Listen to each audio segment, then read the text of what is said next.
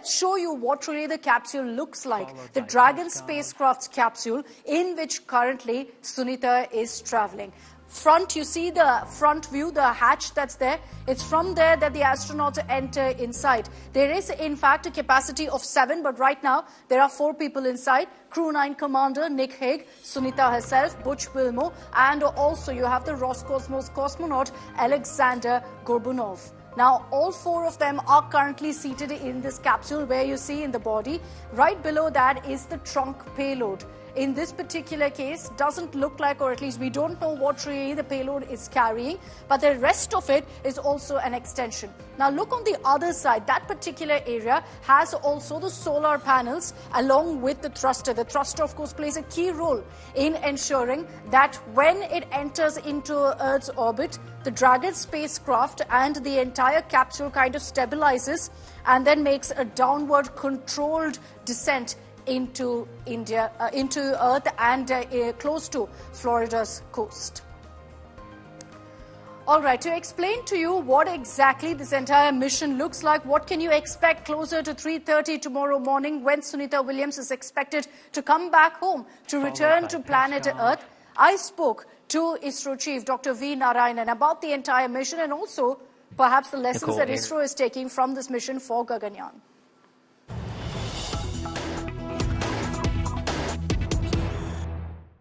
Joining us now here on India Today is the ISRO Chief, Dr. V. Narayanan. Mr. Narayanan, vanakkam. Thank you very much for your time. It's an honor to have you here with us on India Today. I'm sure you, sir, join the entire world in keeping our fingers crossed to ensure the safe return of Sunita Williams and Butch Wilmore. But I'd love to know from you, sir, how exactly this kind of a mission works. How does the Dragon spacecraft now return back to Earth's orbit? We've seen the undocking happening successfully. As all of you know, today morning, 10:35, the entire undocking process has started, and they have operated because a lot of thrusters are there. The thrusters are operated. In fact, already 3 times, if I am correct, it is operated, and 4th time is going to be operated by around 2:30 or so. Then, by that process, they will come. Then, last phase is by the parachute deployment. And if my understanding is correct, tomorrow early morning Indian time, something around 3:27 or so, Madam is going to successfully land. And we all are expecting for that great event.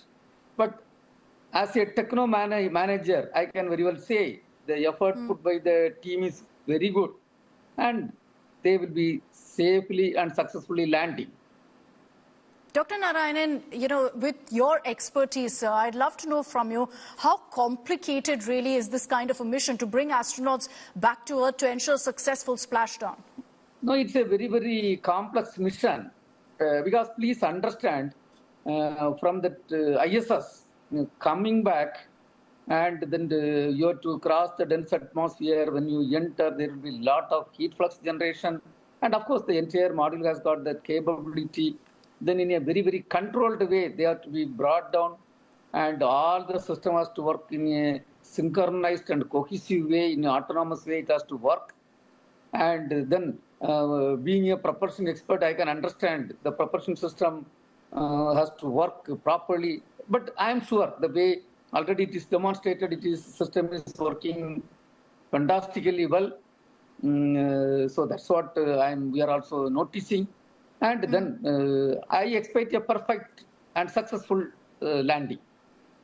We all hope so, sir. Can you explain to us, Dr. Narayanan, because everyone's going to be watching this live, and not all of us, of course, are experts. We don't really know what to watch out for. What is the most critical maneuver to you, sir, that you'll see completed, and when that's completed, you will say, look, this is going to be a successful mission?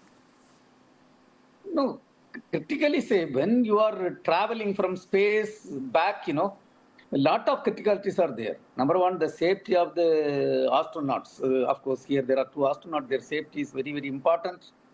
And the entire mission operation, what has to be done, executed, it's a 17 hours equivalent mission operation from the time of separation to landing. And it has to undergo different phases. And then, of course, the thrusters have to work, and then one should not land with high velocity, and everything has to be controlled way. But they have got full expertise, and a closed loop control system, everything is available. And finally, they have to land with the parachutes. Surely they will come back and land safely. Why do we see always these kind of returns happening in water? Why is it always a splashdown? No, you say there are so many ways of landing, and because it is depending upon how the mission you plan and design.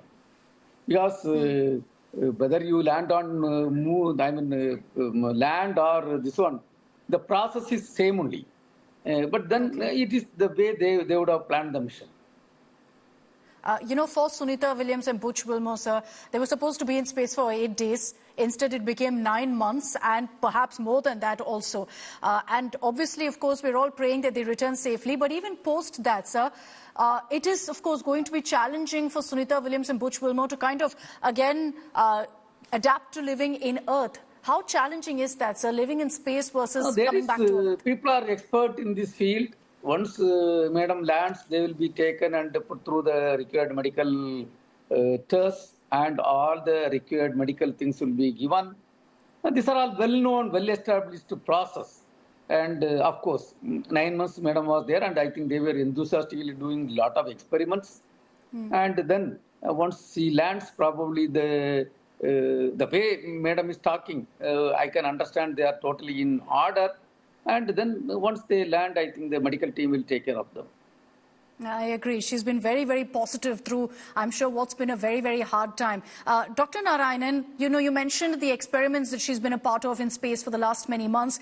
Do you think this mission, or what Sunita Williams has been doing in the last many months in space, also gives us some key takeaways for ISRO, particularly keeping in mind Gaganyaan?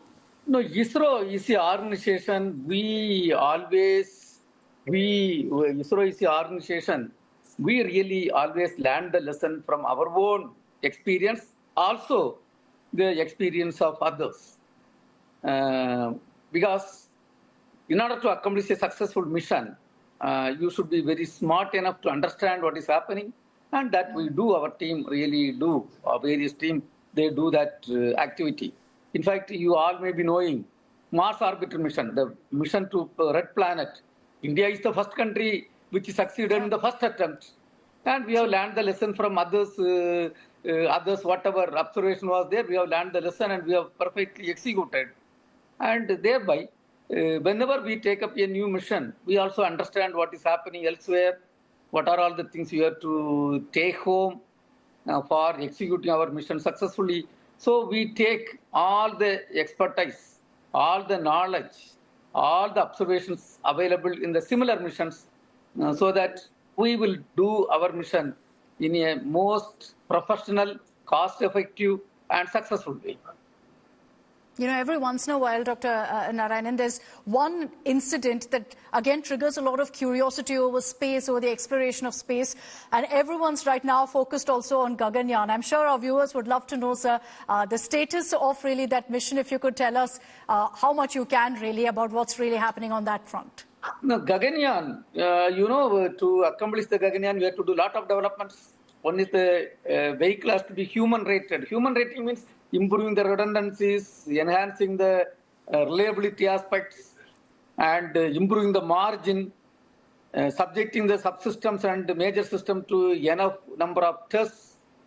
And with respect to the vehicle, almost I will say 90% tests are completed. And except 1 or 2 areas, you have to complete some more tests. Otherwise, the vehicle is almost human rated. Second thing is the orbital module in which the Gaganyaan is out to be there. We have to maintain the required pressure, temperature, the carbon dioxide has to be controlled, and partial pressure of oxygen, relative humidity. So towards that, lot of development work, we call it as environmental control and safety system, lot of development works are going on, and we are reaching the final phase. Then another important thing is during the entire mission, if anything happens to the hardware or the rockets or any systems, then it's our prime responsibility to safeguard the Gaganyaan 3s. So we have developed a crew escape system, and that we are in the process of completely qualifying the system. Couple of important experiments we have done using a test vehicle. In fact, we took a module to some altitude and we simulated a failure condition, and that was it was brought down safely.